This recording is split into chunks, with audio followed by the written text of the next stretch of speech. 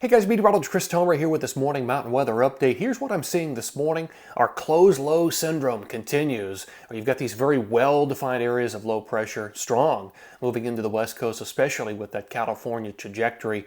But they're just not surviving the trip into the interior states. So it's also dry and warm in Utah, Wyoming, Colorado, Montana, Idaho. I think that's going to change after 1-5 with a change in the northern branch. A big low pressure will help to kind of drag all this cold air south, and we'll see that rotation of the pattern, and we'll see more widespread snow and cold across the west after 1-5. Utah, Wyoming, Colorado, I think that's especially the case 1-6, 1-7, and 1-8. So I'll show you how all this looks in the forecast. The next California snow comes in 1-3 and then 1-6 with that pattern change.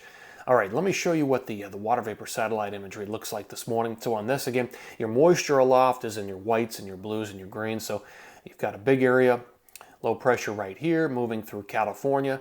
That's going to drop down to the south and basically fade. We've also got another area of low pressure right here. You've got another area of low pressure right here. And again, this flow with these areas of low pressure just bringing them right into the west coast. All of them closed off, and they're not involving the northern branch. But eventually, that's going to be the case. Here is the forecast radar and satellite by this afternoon. That's the view. And again, these lows, it's like once they exit the west coast, they hit a wall and there's just nothing left. This is the view on Sunday, 12/31, so New Year's Eve. A little bit of light snow in Colorado across the western slope. Maybe an inch of accumulation right there through the afternoon hours, but that's part of a warm front. And that's it. All right, this is 1-1. This is New Year's Day. Here comes the next storm system on 1-2, hitting the west coast. Same kind of idea with that closed low.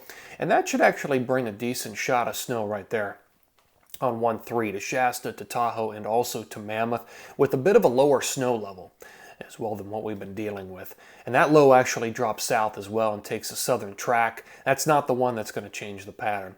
The one that changes the pattern comes in on 1-5. And let me show you what this looks like on the jet, and you'll be able to see it very clearly. So this is 1-5 late in the day. You can see that dip in the jet coming out of the Pacific Northwest in Canada.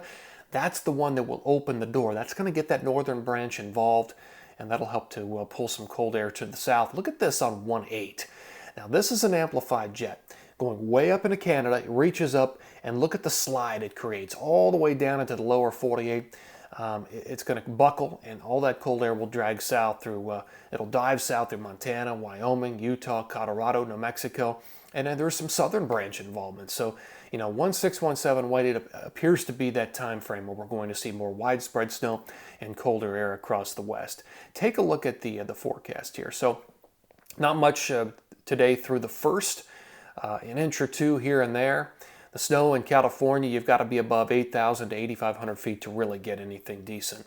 Pretty high snow level. Again, maybe an inch in the central mountains of Colorado.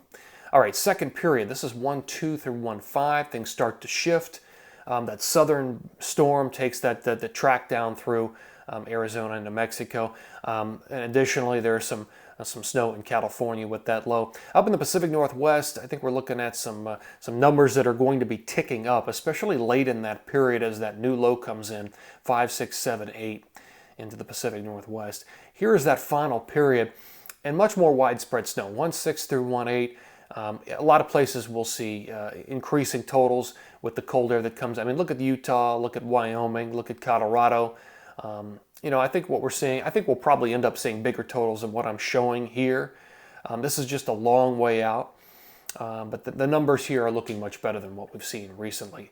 And again, there's going to be more cold air involved with this. So 1-6 through 1-8, an area of low pressure that sort of opens the door and starts a different pattern. All right, up in the northeast, very light accumulations, and that's probably going to do it. 1-3, maybe 1-4 inches, Vermont, New York, New Hampshire, and Maine. All right, guys, that's going to do it for this morning mountain weather update. Always appreciate you tuning in here, and take care.